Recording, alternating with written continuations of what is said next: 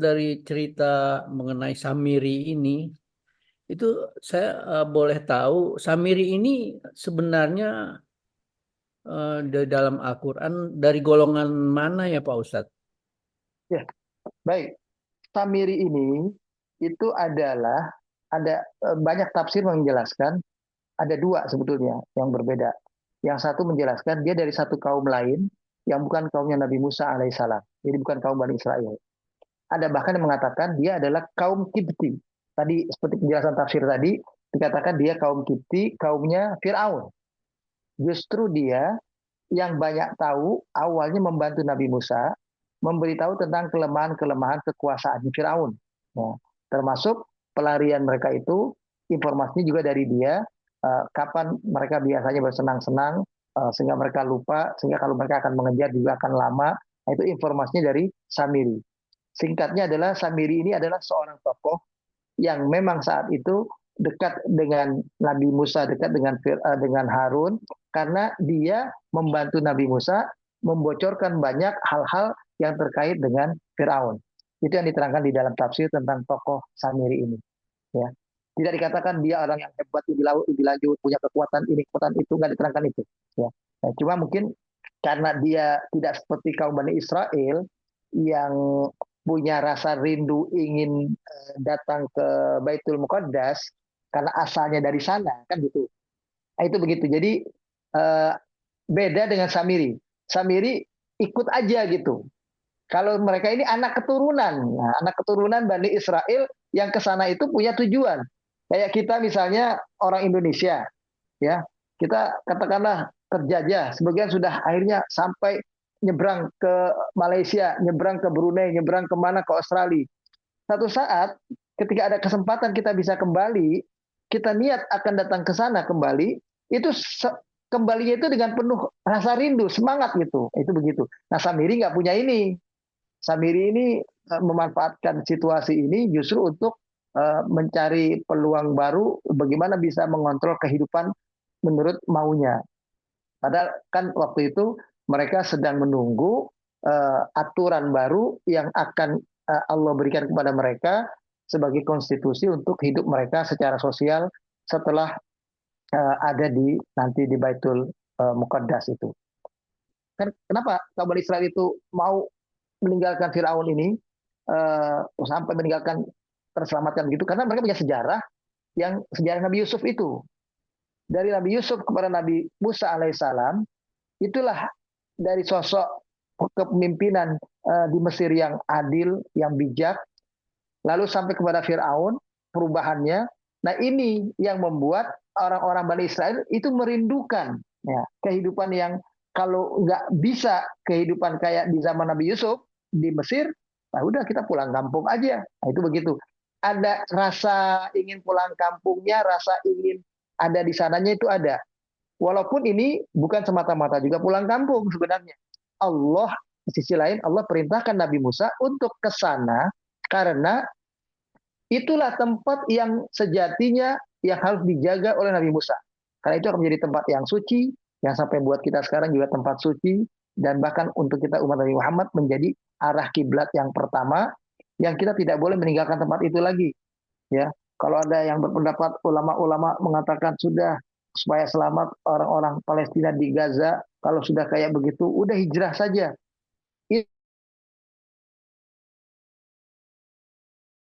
Kita ada perintah dari Rasulullah, kita melakukan ribat di situ. Ribat itu artinya disuruh berjaga-jaga, bukan meninggalkan. Kalau kita hijrah itu meninggalkan, ya cari selamat sendiri. Tapi kalau ribat, kita melakukan satu persiapan yang sifatnya bangun kekuatan supaya ini bisa kita miliki terus, kita jaga terus. Karena ini punya nilai sejarah tentang nantinya manusia di akhir zaman jadi mengerti apa itu ajaran Nabi kita Muhammad, apa itu ajaran Nabi Isa, apa itu ajaran Nabi Musa.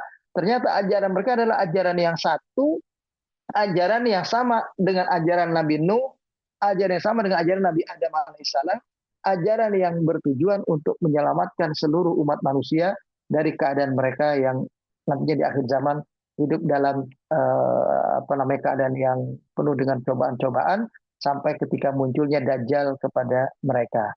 Jadi sebetulnya Baitul Muqaddas itu menjadi sebuah tempat yang memang mesti dijaga, bahkan nanti di akhir zaman kemuliaannya melebihi dari keberadaan Ka'bah Al-Musyarrafah nanti di akhir zaman. Kenapa? Karena nanti Dajjal itu akan datang ke sana dan dihancurkan oleh Nabi Isa alaihissalam dan oleh Imam Mahdi itu di tempat itu. Dan umat Islam itu nanti akan sholat berjamaah setelah kemenangan itu di tempat itu, bukan di Mekah lagi. Nah, Mekah sudah menjadi sebuah tempat yang berbeda karena Mekah nanti di akhir zaman itu akan dihancurkan oleh sosok yang betisnya kecil, ada sosok manusia tergambarin betisnya kecil, orangnya tinggi, besar badannya, tapi betisnya kecil. Nah, itu orang-orang yang dari sana itu biasanya begitu tuh. Dari arah Afrika itu kalau kita lihat orangnya kurus, kecil, kakinya, betisnya, tapi orangnya kuat.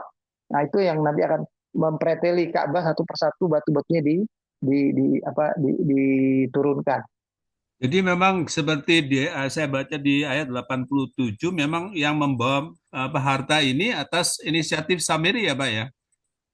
Diperintah kami disuruh membawa beban-beban dari perhiasan kaum itu gitu.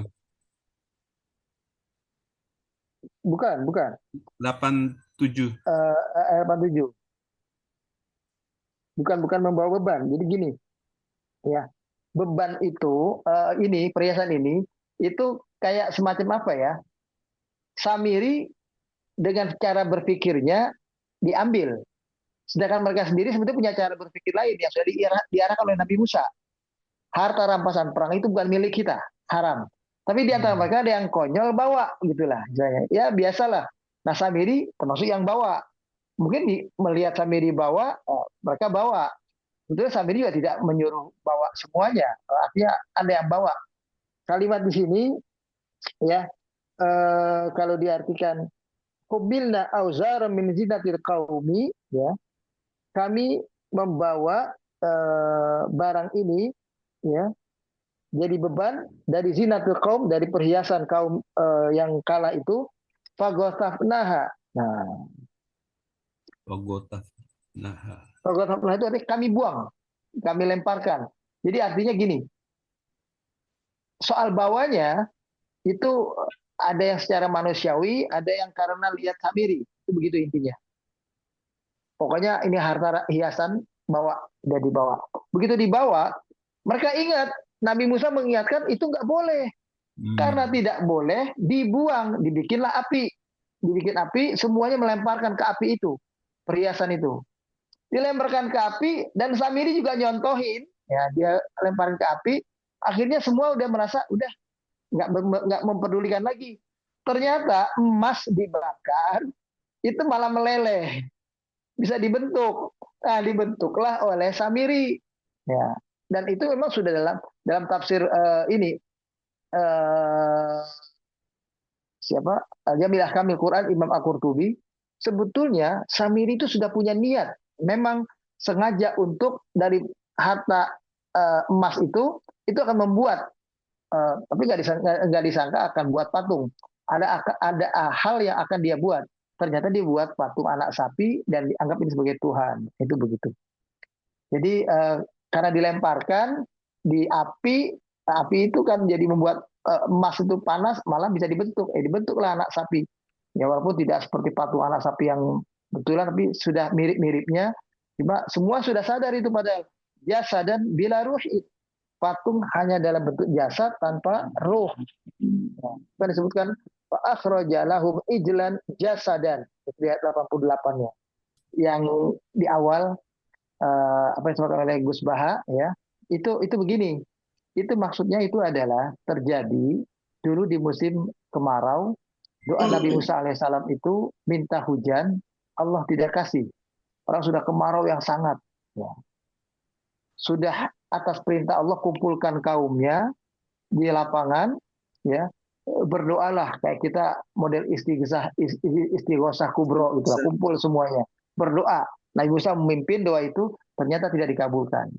Nah, Allah kasih tahu kenapa tidak dikabulkan. Setelah Nabi Musa tanya, ada salah seorang di antara mereka yang durhaka kepada Allah selama umur hidupnya sampai hari ini. Jadi selama 40-an tahun dari masa hidupnya, dia adalah orang yang durhaka kepada Allah. Karena ada dia, maka doa Nabi Musa tidak dikabulkan. Nabi Musa harus mencari orang itu, atau orang itu harus minta ampun, dicari orang itu supaya minta ampun, atau usir orang itu kalau ada. Nah, Nabi Musa kemudian ya menyampaikan ini kepada orang yang hadir di antara kaumnya itu semua. Setelah disampaikan bahwasanya Allah belum menurunkan hujan kepada kita, belum mengijabahi doa kita karena ada salah satu di antara kita yang punya dosa kepada Allah yang belum minta ampun sampai pada hari ini. Untuk supaya kita selamat, tolong orang yang bersangkutan tinggalkan tempat ini, tinggalkan lapangan ini. Bisa kita bayangkan kalau ada sosok itu, kemudian dia tahu itu adalah dirinya, dia akan keluar, kan gitu kan? Tentu dia akan malu. Nah, orang ini ternyata menunggu. Kok nggak ada yang keluar? Nggak ada yang keluar. Wah, jangan-jangan aku ini. Nah, orang inilah yang kemudian menangis, segera dia minta ampun, istighfar kepada Allah. Dia tidak ingin keluar karena malu. Kalau dia keluar pasti orang cemooh dia. Ini penyebabnya, ini dia penyebabnya, kan begitu. Maka dia tetap tidak keluar juga, tapi dia minta ampun kepada Allah, menangis di situ. Sampai akhirnya hujan turun. Ya, Allah kabulkan. Lalu Nabi Musa bertanya kepada Allah, "Ya Allah, kenapa belum ada yang keluar dari kami, tiba-tiba kau kabulkan hujan turun kepada kami?" Allah katakan, "Itu karena orang yang aku maksudkan berdosa selama ini, dia sudah minta ampun kepadaku. Dia sudah menangis, dia sudah menyesali dirinya, dan dia sudah berjanji tidak akan mengulangi perbuatan dosanya di masa lalu. Maka aku ampuni, dan akhirnya hujan turun." Lalu Nabi Musa bilang begini, "Kalau gitu ya Allah, luar biasa orang itu. Segera minta ampun kepada engkau, langsung engkau kabulkan. Berarti ini orang hebat. Aku ingin ketemu dia. Siapa orangnya?" Lalu Allah katakan, "Wahai Musa alaihissalam, ya wahai Musa, orang itu selama ini berdosa kepadaku. Dosanya aku sembunyikan. Aku tidak beritahu kepada engkau siapa orang itu. Aku tutup aibnya.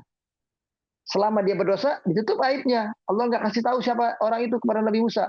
Masa sekarang orang ini sudah bertaubat, ya, sudah minta ampun kepada Allah, ya, lalu Allah kasih tahu siapa orangnya.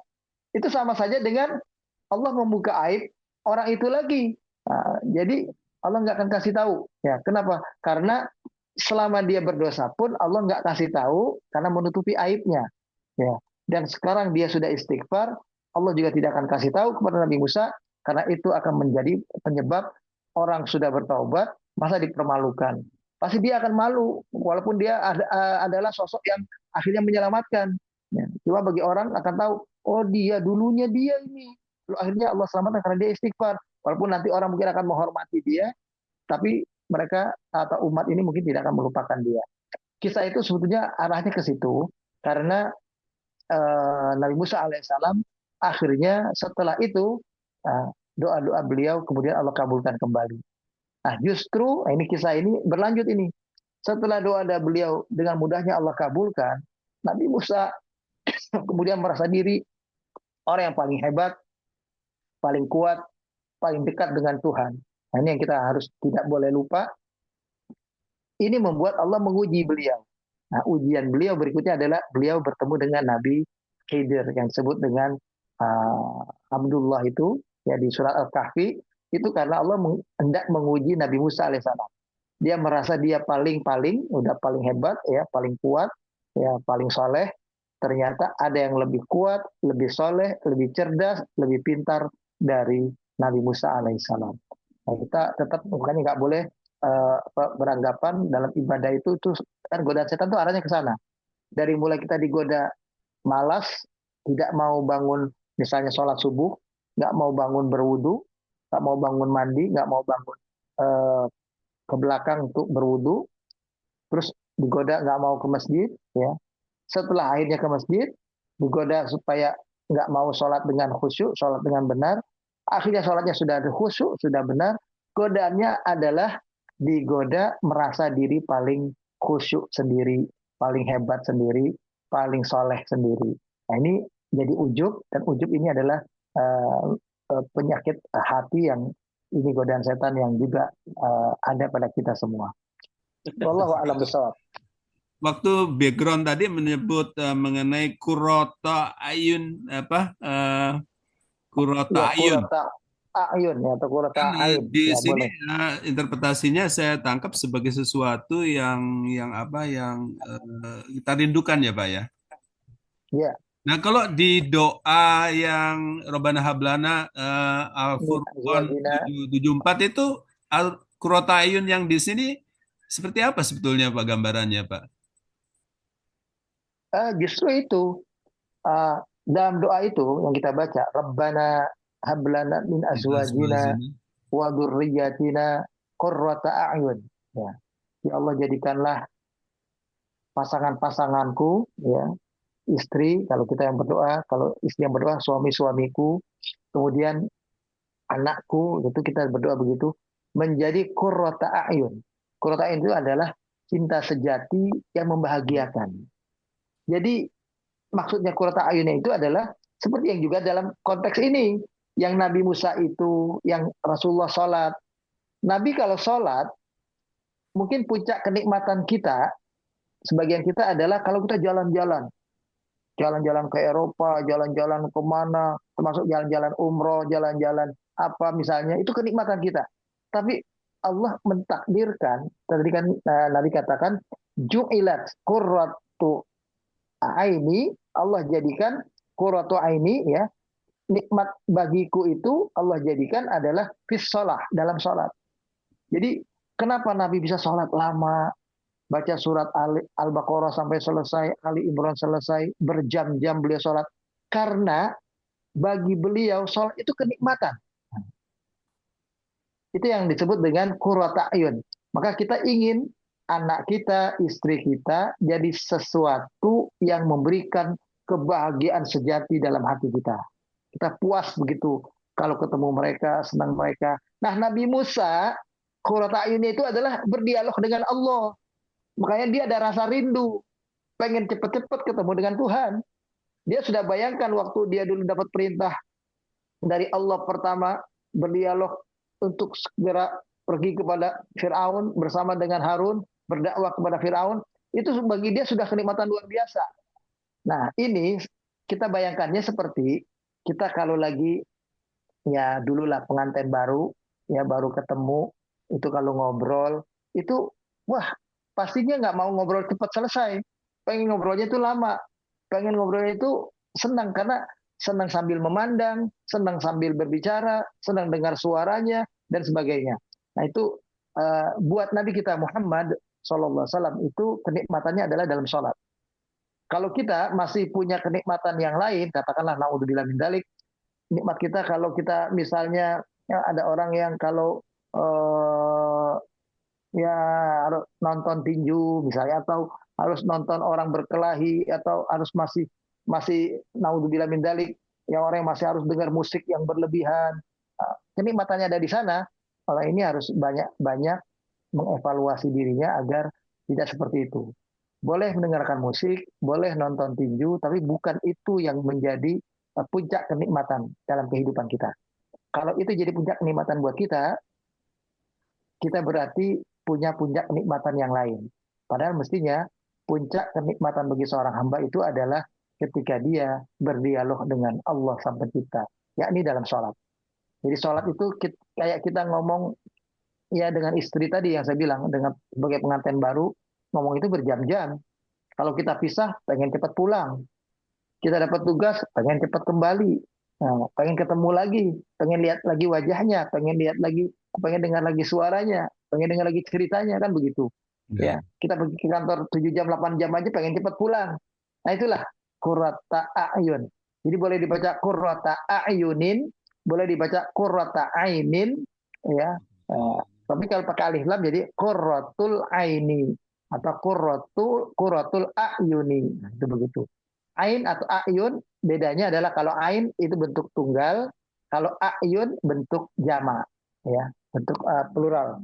Yang Nabi katakan ju'ilat qurratu aini. Nah, itu Allah jadikan puncak kenikmatanku, nah itu qurrata aini, pakai aku di situ. Itu adalah ketika sholat. Jadi Nabi itu puas kalau sudah sholat. Kalau belum sholat, dia belum belum puas. Nah itu begitu. Nah itu ya kita mungkin harus belajar untuk bisa merasakan itu. Makanya bagi orang-orang tertentu, sholat 5 waktu itu nggak cukup. Makanya mereka tambah dengan bangun tengah malam, hanya ingin dia berdua dengan Tuhan. Nggak ada yang dengar, nggak ada yang tahu, nggak ada yang lihat. Dia berkomunikasi, dia bermunajat kepada Allah Subhanahu Wa Taala. Itu begitu. Itu arti qurratu aini. Nah, itu yang ada pada Nabi Musa alaihissalam saat itu. Wallahu a'lam. Mungkin salah Silakan. satu dari warisan ajaran yang disampaikan oleh Samiri itu mungkin ada keterkaitan dengan saat ini yang di agama Hindu di India itu ya Ustadz ya kali ya. Gimana orang India atau yang Hindu itu kan masih memuliakan sapi gitu. Iya ya Ustadz, Hmm. ya mungkin cukup segini.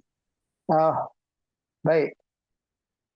Hubungannya langsung, saya terus terang tidak memahami dengan baik. Yang jelas, eh, sapi itu bagi orang-orang Hindu dihormati berlebihan itu tersendiri, itu karena bentuk pengkultusan mereka dalam wujud dewa-dewa itu dulu adalah sapi itu yang membuat mereka bisa hidup sejahtera. Dari sapi itu bisa mereka gunakan dulu ya tuh membajak, kayak kita lagi tuh dulu dia juga begitu, membajak itu bisa digunakan untuk kemudian apa namanya manfaat-manfaat apa namanya untuk dimakan dulu dalam kondisi yang dulunya itu. Maka dari itu setelah sekarang ini sapi banyak, mereka udah nggak boleh makan sapi lagi, nggak boleh lagi menyembelih sapi lagi. Dulunya itu jadi sumber kenikmatan mereka. Nah, tapi setelah itu sudah nggak boleh lagi. Makanya eh, kayaknya ini, wallahu alam, ini ajaran baru. Artinya tidak tersambung langsung dengan ajaran Samiri. Wallahu alam. Karena yang dimaksud dengan ajaran Samiri ini hanya bentuk saja, bentuknya seperti patung, seperti anak sapi. Tapi yang mau disembah bukan sapi. Kalaupun ada sapi beneran, mereka nggak menyembah sapi. Yang disembah memang patungnya itu, gitu. Jadi bukan bukan sebetulnya bukan anak sapinya, tapi patungnya yang dibuat, yang dianggap ini adalah jelmaan dari Tuhan yang selama ini menolong mereka, menyelamatkan mereka. Karena ini patung istimewa terbuat dari emas, bisa ada suaranya, walaupun tidak bisa menjawab pertanyaan mereka. Ya bagi mereka itu sudah dianggap sebagai sosok Tuhan. Jadi gini, kayak kita kalau dalam beribadah, kadang-kadang kita ingin ada bentuknya. Hati-hati ini setan sebetulnya yang membisikkan kepada kita. Kita ingin sholat dengan khusyuk. Ketika kita ingin sholat dengan khusyuk, itu ada orang yang tertentu terjebak kepada dia merasakan itu sebagai suatu meditasi, satu bentuk mengkonsentrasikan pikirannya. Ya. Simbol sujud kepada tempat sujud itu kita lihat, itu dijadikan kepada dia sebagai titik yang selalu dilihat untuk memancing rasa dia, memancing pikiran dia. Akhirnya sholat itu jadi meditasi. Padahal sholat itu bukan itu. Sholat itu adalah munajat. Sholat itu dialog. Ya, kita ngobrol gitu sama orang tua kita, penuh dengan penghormatan. Kita nggak akan tengok kanan, tengok kiri. Nggak akan pegang HP.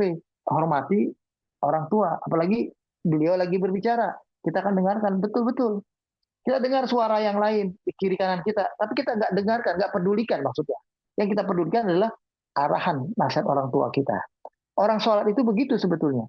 Jadi khusyuk itu bukan tidak kita tahu apa-apa, bukan tidak dengar apa-apa, tapi kita tidak mengindahkan apa-apa. Yang kita indahkan, yang kita perhatikan hanya pembicaraan kita dengan orang tua kita. Atau kayak kita podcast. Nah, kalau ada orang podcast, ya itu podcast itulah sebetulnya kayak sholat. Sholat itu kayak podcast. Kita berpodcast dengan Tuhan, tapi nah itu begitu. Jadi yang muncul adalah kita perhatikan pertanyaan orang itu, lalu kita jawab sehingga pertanyaan itu bisa kita jawab dengan baik. Ya. Atau orang itu memperhatikan pertanyaan kita, dia pun jawab dengan baik pertanyaan kita. Nah, seperti sekarang ini, saya dengarkan jemaah yang bertanya juga memperhatikan, itulah sholat sebetulnya, dialog. Kita mungkin dengar suara yang lain di luar online kita ini, ada suara istri kita, anak kita yang lain, tapi kita nggak fokus itu, kita nggak perhatikan. Nah itu orang sholat itu seperti itu sebetulnya dengan Tuhan. Dia berdialog dengan Allah, dia meminta, dia memohon, dia ingat, dan itu lama-kelamaan akan menumbuhkan mahabbah, rasa cinta. Kalau sudah kita sholat itu jadi kangen, kangen mau sholat zuhur, kangen mau sholat asar, kangen mau sholat maghrib, isya, dan subuh, kangen mau sholat malam, orang ini sudah merasakan qurrata a'yun dalam sholat itu. Seperti Nabi kita Muhammad merasakan qurrata a'yun dalam sholatnya. Mudah-mudahan Allah jadikan kita juga qurrata a'yun dalam ibadah kita seperti yang dirasakan oleh Nabi kita Muhammad Sallallahu Alaihi Wasallam. Saya kira itu. Jadi kalau Amin. langsungnya dengan ajaran Hindu, wallahu alam, saya nggak tahu betul, itu terserah. Ya. Kalau Baik nggak Ustaz, tahu, mesti terima bilang kasih. nggak tahu. Baik, terima kasih kembali.